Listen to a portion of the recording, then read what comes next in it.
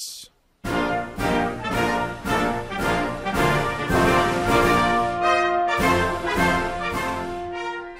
Hello, everybody. Please have a seat. In the words of Marjorie Stoneman Douglas, who helped preserve this land, there are no other Everglades in the world. But part of the reason we're here is because climate change is threatening this treasure and the communities that depend on it, which includes almost all of South Florida. The world's top climate scientists are warning that a changing climate already affects the air that our children are breathing. The Pentagon says that climate change poses an increasing set of risks to our national security. And here in the Everglades, you can see the effect of a changing climate. So climate change can no longer be denied. It can't be edited out, can't be omitted from the conversation, and action can no longer be delayed. China, in part because of our actions, has now committed for the first time to limit their emissions. And this means that there's new hope that this year, the world will finally reach an agreement to prevent the worst impacts of climate change before it's too late.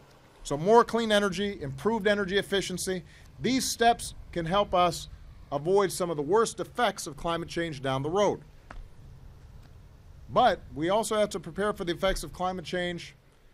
We're already too late to. We want to restore the natural water flow of the Everglades, which we know is one of the best defenses against climate change and rising sea levels.